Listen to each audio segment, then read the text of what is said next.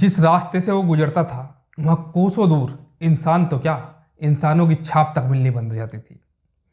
जहाँ जहाँ भी वो जाता लोग इलाका खाली कर उसकी पहुंच से दूर निकल जाते थे। जानते हैं क्यों? इंसान के भेष में वो था एक खूंखार जानवर। पैसों के लिए वो लोगों को अपना शिकार बनाता था और उसका हथियार होता था रुमाल। जी हाँ, एक पीला रुमाल।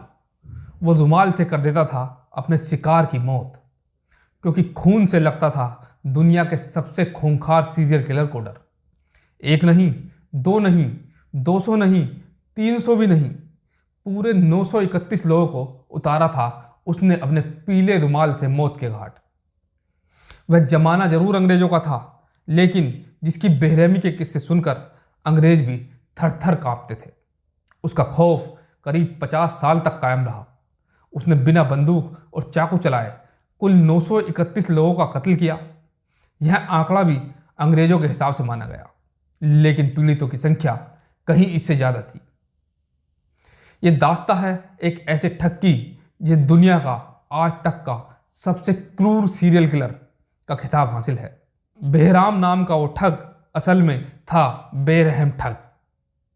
भोले भाले व्यापारियों के काफिले को अपना निशाना बनाता था वो ठग। बेहराम ठग का दिल्ली से लेकर ग्वालियर और जबलपुर तक इस कदर खौफ था कि लोगों ने इस रास्ते से चलना बंद कर दिया था।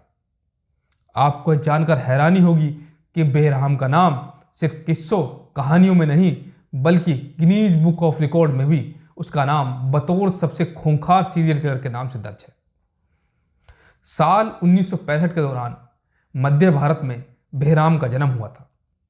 उस इलाके में आज जबलपुर के नाम से जाना जाता है। कहा जाता है कि बचपन में बेहराम बेहद शांत और सरल था, लेकिन कुछ समय बाद उसकी दोस्ती खुद से 25 साल बड़े सैयद अमीर अली से हुई। अमीर अली उस जमाने का सबसे खतरनाक और खूंखार ठग था। बेहराम ने उसे ठगी के पैतरे इस अंदाज से सीखे कि अगले 10 साल में वो ठगों का सरदार बन गया। बेहराम ने ठग की दुनिया में पहला कदम 25 साल की उम्र में रखा। जानकार बताते हैं कि ठग बेहराम करीब 200 ठगों का ग्रुप बनाकर रखता था। वह राहगीरों के काफिले पर कभी भी अचानक हमला बोलता था, तो कभी उनके बीच घुल मिलकर वारदात को अंजाम देता था। वह कत्ल को इस अंजाम से करता था कि पूरे के पूरे काफिले गायब हो जाते थे, यहाँ तक कि लोगों की लाशें तक नहीं मिलती थी।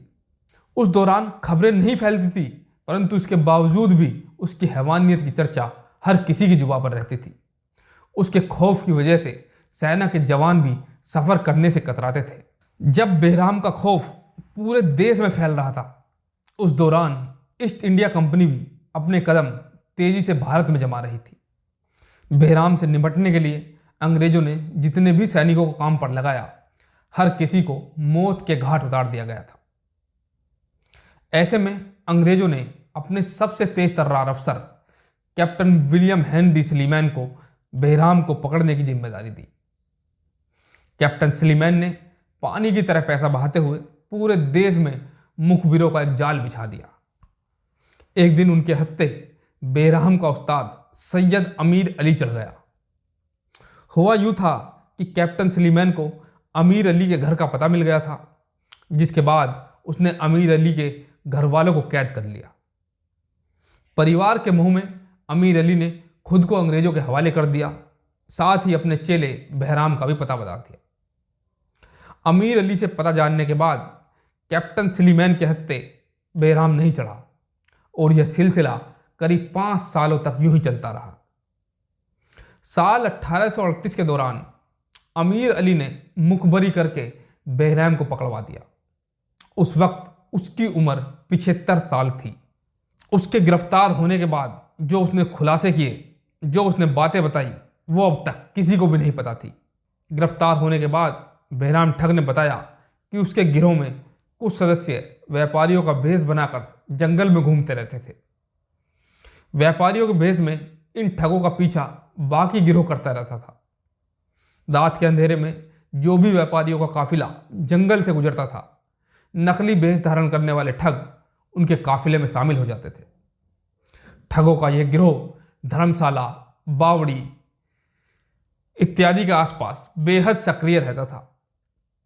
काफिले के लोग जब गहरी नींद में आने लगते थे तो दूर से गीदड़ की आवाज में रोने की आवाज आने लगती थी। यह गीदड़ की आवाज पूरे गिरोह के लिए एक सांकेतिक आदेश होता था। अब काफिले पर हमला बोला जा सकता है। थोड़ी ही देर में अपने गिरोह के साथियों के साथ बेहराम ठग वहां पहुंच जाता था। सारे ठग पहले सोए हुए लोगों का मुआयना करते थे। बेहराम ठग अपने गुर्गों को अपना पसंदीदा रुमाल लाने का आदेश देता था। पीला रुमाल मिलते ही बेहराम ठग अपनी जेब से एक सिक्का निकालता था और रुमाल में एक सिक्का डालकर गांठ बनाता था। सिक्के में गांठ लगाने के बाद बेहराम ठग एक एक कर सोते हुए काफिले के लोगों का गला घोट देता था। काफिले में शामिल सभी लोगों को मौत के घाट उतारने के बाद बेहराम ठग साथियों के साथ मिलकर जश्न मनाता था। ठग मरे हुए लोगों को लाशों के घुटनों की हड्डियां भी तोड़ देता था।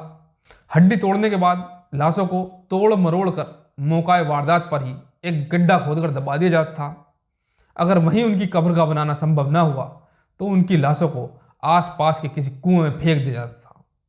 यही वजह थी कि पुलिस को गुमशुदा लोगों की लाश कभी नहीं मिलती थी और ना ही इन ठगों का कोई सुराग मिल पाता था।